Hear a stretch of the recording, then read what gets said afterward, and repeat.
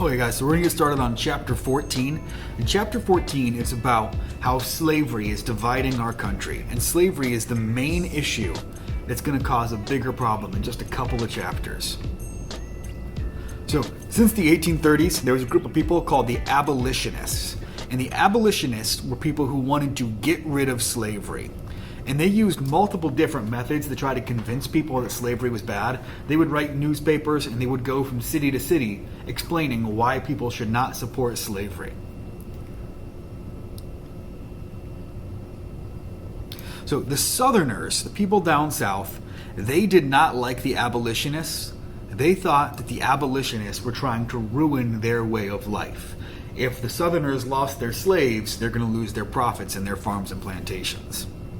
The white people in the South believed that they needed the slave labor for their farms to make money, and they also thought that the abolitionists were exaggerating how poorly the slaves were treated. And exaggerating means they were making it sound worse than it actually is. People in the South wrote that free Africans in the North were treated worse than Africans in the South. They claimed that free Africans in the North had no political rights, didn't make money, and they had poor living conditions. But being a slave, you were given food and a place to stay. So they're trying to make slavery sound like it was a good thing for the slaves. Which, a big clue to their lying is, if it was really so good to be a slave, wouldn't there have been white people signing up to be slaves too? Many Northerners needed the goods from the Southern businesses, and they were a little bit concerned that some of the abolitionists were causing problems. Because if they get rid of the slavery, the products that the northern people buy are probably going to increase in price. Despite all this, by 1850, more than 200,000 Americans were members of the abolitionists. So what's happening is the opposition to slavery is growing, and more people are starting to speak out against slavery and why it's wrong.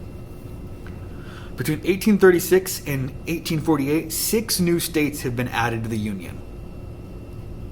So now there is 30 states total. There's 15 free states and 15 slave states. And that basically makes it a tie.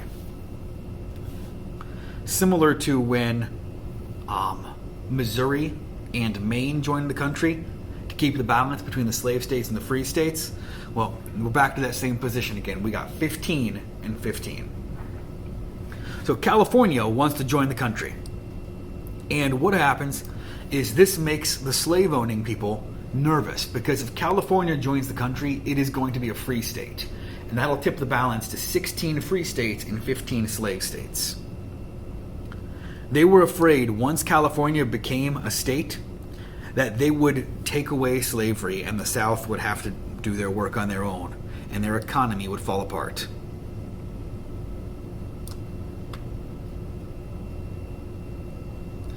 So 3 of America's most experienced leaders try to come together and make a compromise. And remember, a compromise is an agreement where both sides give in and you kind of meet in the middle. Daniel Webster, Henry Clay, and John C. Calhoun were the ones who were working on this compromise. Webster and Calhoun debate the slavery issue in Congress. Webster is most concerned about keeping the country united. He wants the North and the South to stay together. Calhoun is from South Carolina, and he wants to keep slavery, but he doesn't want it to destroy the country. So Henry Clay proposes a compromise. What happens, though, is once this compromise gets to the President Zachary Taylor, Taylor says nope, he will not compromise. Zachary Taylor says he will not permit any compromises on slavery. He opposes the spread of slavery. Then what happens is Zachary Taylor gets ill and he dies. I think now they believe he might have had food poisoning and died from it. He'd only been president for about a year and a half. So when the president dies, the vice president steps up. Millard Fillmore became the president, and Millard Fillmore was much more willing to compromise. After 8 months of debate, something called the Compromise of 1850 was written. And the Compromise of 1850 gives the North most of what they want, but there's a couple of things that the South gets that are pretty bad. So, what happens? California becomes a state. The western states, west of the Mississippi River, like Utah and New Mexico, they get to decide for themselves if they want slavery once they join the United States. They're going to get rid of slavery in Washington, D.C.